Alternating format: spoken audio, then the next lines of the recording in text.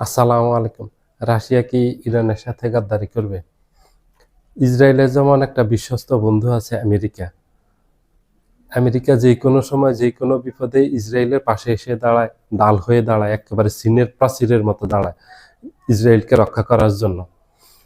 যখনই ইসরায়েলে কোনো বিপদ হয় তখন অর্থ দিয়ে সাহায্য করে, অস্ত্র দিয়ে সাহায্য করে, একেবারে একসাথে হয়ে যুদ্ধ করে ইসরায়েলের জন্য।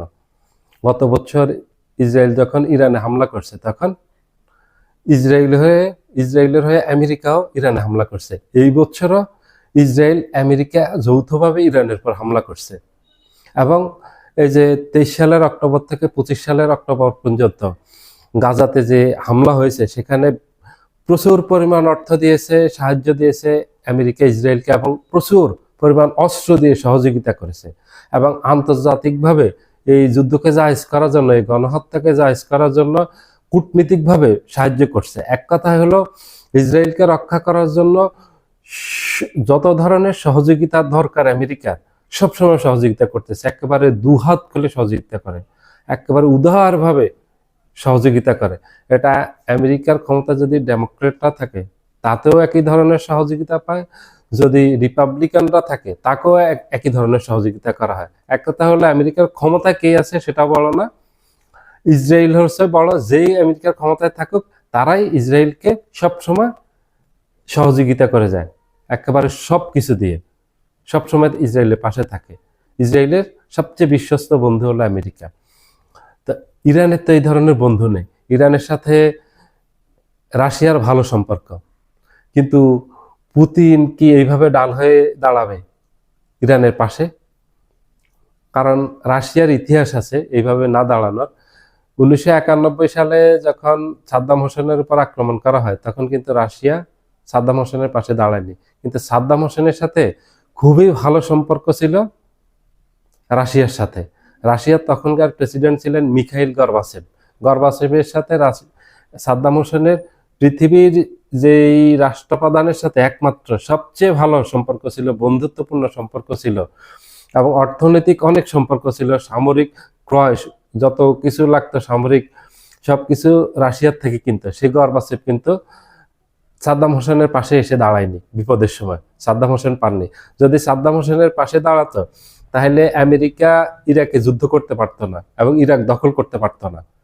রাশিয়া যদি বলতো যে আমরা ইরাকের পাশে থাকবো, এই কথাটুকু বললে আমেরিকা হামলা চালাতো না।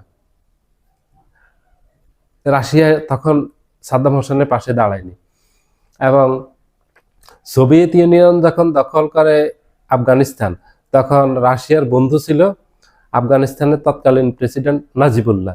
নাজিবুল্লাহ যখন বিপদে পড়ে, এই তালেবানদের হাতে অ্যারেস্ট হয়ে নাজিবুল্লাহকে হত্যা করে কাবুলে 1 সপ্তাহ ঝুলিয়ে রেখেছে রাস্তাতে, কাবুলের একবার রাস্তাতে এই ফাঁসি দিয়ে ঝুলিয়ে রাখছে নাজিবুল্লাহর লাশ।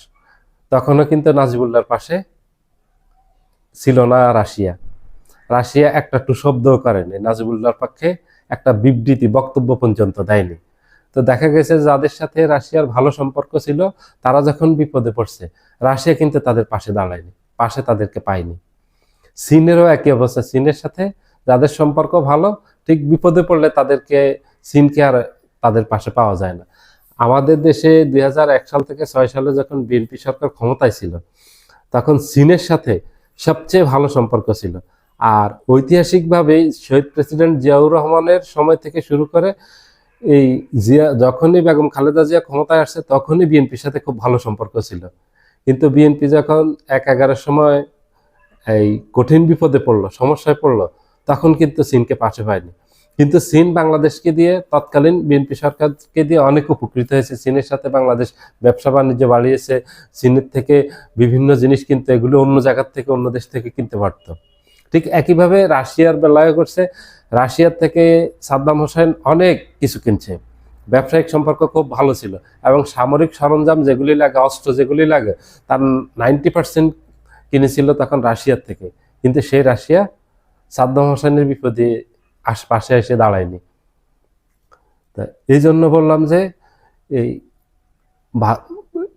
রাশিয়া কি ইরানের এই সময়ে দাঁড়াবে, নাকি ঠিক সাদ্দাম হোসেনের সাথে যেভাবে হয়েছে নাজিমুল্লাহর সাথে যা হয়েছে ঠিক একই ঘটনা ঘটবে ইরানের সাথে, যে পাশে থেকে শুধু ইরানের পাশে এই যে রাশিয়া একটা বক্তব্য দিল যে আমরা পাশে আছি, আমাদের বন্ধু রাষ্ট্র ইরান, ইরানের যে কোনো বিপদ আপদে পাশে আছি, এটা মুখ পর্যন্তই থাকবে। কারণ এটা একটা বিশ্লেষণ আসছে ইরাকের একজন রাজনৈতিক বিশ্লেষক, উনি এই বিশ্লেষণটা করছে আজকে, যে এটা হলো মুখের বন্ধুত্ব, এটা কাজের বন্ধুত্ব না, এটা বিশ্বাসের বন্ধুত্ব না। ইরানের এইভাবে রাশিয়ার পাশে, রাশিয়া যে ইরানের পাশে দাঁড়াবে সেই বিশ্বাস ইরান পাচ্ছে না, যেভাবে ইসরায়েল পাচ্ছে। ইসরায়েল সবসময় আমেরিকাকে পাশে পাচ্ছে, যখনই বিপদে পড়ছে তখনই পাশে পেয়েছে। ঠিক ওইভাবে যদি ডাল হয়ে দাঁড়াতো রাশিয়া ইরানের পাশে, তাহলে আমেরিকা না পৃথিবীর কোনো দেশই ইরানে আক্রমণ করার সাহস পেত না।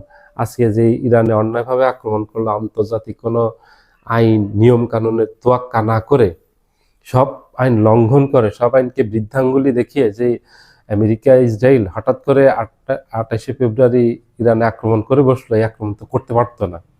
দেখেন, ইরানের সাথে কিন্তু রাশিয়ার খুব ভালো সম্পর্ক বলা হয়, কিন্তু এখন বাস্তবে হলো ইরান যখন বিপদে, রাশিয়ার থেকে কি সহযোগিতা পাচ্ছে আমরা জানি না। আমরা হয়তো অনুমান করি যে কিছু হয়তো রাশিয়া এই স্যাটেলাইট ইমেজ দিয়ে অথবা রাডারের কিছু আধুনিক রাডার টাডার দিয়ে সহযোগিতা করতেছে। এটা এতটুকু যদি করে, এতটুকু করার কারণ হলো রাশিয়া যে ইউক্রেনের সাথে যুদ্ধ চলতেছে সেখানে ইরানের বড় অবদান আছে। ইরানের শাহেদ 136 সুইসাইডাল এই ড্রোন দিয়ে ইরান রাশিয়াকে সহযোগিতা করছে, এবং এই শাহেদ 136 সুইসাইডাল ড্রোন দিয়েই রাশিয়া ইউক্রেনকে একেবারে নাস্তানাবুদ করে ছেড়ে দিয়েছে। তো হয়তো ওটা আর বিনিময় স্বরূপ কিছু করবে, কিন্তু ওইভাবে ডাল হয়ে দাঁড়াবে না যেভাবে ইসরায়েলের ডাল হয়ে দাঁড়ায় আমেরিকা, ইরানের ডাল হয়ে হয়তো রাশিয়া দাঁড়াবে না ওইভাবে। সবাই ভালো থাকবেন, আল্লাহ হাফিজ।